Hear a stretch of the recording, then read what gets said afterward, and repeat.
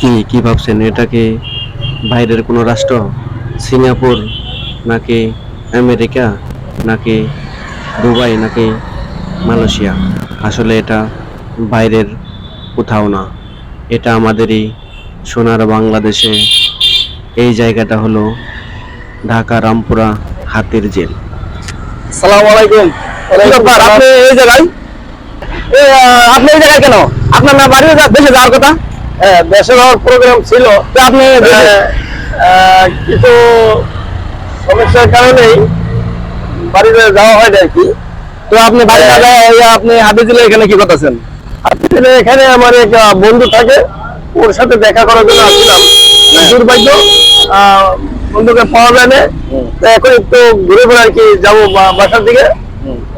তো দেশে যে কবে দেখতে পারবো এটা তো এখনো বলা যাচ্ছে না।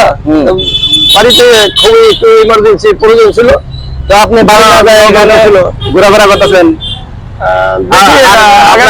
দেখলাম আপনার ছেলে বাড়ি থেকে খুঁজতে আছে। আচ্ছা, আপনার আপনি আগে উদ্দেশ্যটা কোন, আপনি হাতিঝিল কি কারণে আইছেন? আসলে কোনো মাইয়ারে আইছেন না একলা আইছেন এরকম? না, হাতিঝিলের বিষয়ে সময় নেই তো। আমাদের হাতিঝিলে বিশেষ করে মানুষ আসে প্রেমিক প্রেমিকা ঘুরতে আসে, তো আপনি একলা আইছেন, এটা বিশেষ যোগ্য? আপনার কথা রাইট আছে, হাতিঝিল অনেক জোড়া জোড়া ঘুরে থাকে বা সে গল্প করে, কিন্তু এখন আমাদের তো এই টাইমটা নাই। এখন আমাদের দেখলে তো আপনার ইয়াং ইয়াং, ঠিক আছে, কিন্তু এক বন্ধুর কাছে আসছিলাম, বন্ধুর সাথে কি ঘুরবো বেড়াইবো, এবং বন্ধুরও নাকি লোক এই ধরনের আছে শুনলাম, একটু এনজয় করে যাবো বন্ধুর সাথে, এই ধরনের একটু চিন্তা করে আসছিলাম। বাসা দিয়ে তো জেলখানার ভিতরে বন্দি কারাগারে থাকি, একটু মুক্ত বা বাতাস খেয়ে যাই, এই জন্য আসছিলাম। হাতিঝিলে একটু ঘুরে আসে আর কি। আচ্ছা, তবে আমি আপনি কোথা থেকে আসছেন? আমি আসি বাড়ি থেকে আসলাম, এদিকে রামপুর আসছিলাম। এটা তো একটা ভাগ্যের ব্যাপার, কিভাবে কিভাবে একাত্রে দেখা হয়ে গেল। অনেকদিন ধরে আপনার দেখি না, তো বহুদিন পর আপনার সাথে দেখা সাক্ষাৎ নাই। আপনি কি আগের ওখানেই আছেন নাকি? হ্যাঁ, আমি আগের ওখানে আছি। বাসার সবাই ভালো আছে না? হ্যাঁ, বাসার সবাই ভালো আছে।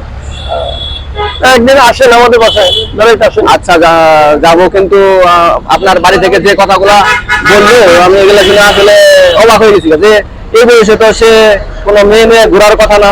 তো হঠাৎ আজকে আমি দেখলাম যে আপনি হাতিঝিলে ঘোরাফেরা করতেছেন। না, এই ধরনের কোনো চিন্তাধারা নাই। আপনার চেহারা বডি ফিটনেস আর যে পুষ দিয়ে আসছেন, এটা তো মনে হচ্ছে আপনি কোনো মায়া নিয়ে ঘুরতে আসছেন। এখন আপনি যদি বিশ্বাস না করেন, এটা তো আপনার ব্যাপার। এক জায়গায় বসে একটু চা খাই, কবি চা খাই, অনেকদিন যাবো তো দেখা সাক্ষাৎ নাই, এক জায়গায় একটু বসে গল্প করি। আচ্ছা, চলেন দেখা যাক কি খাওয়ায়।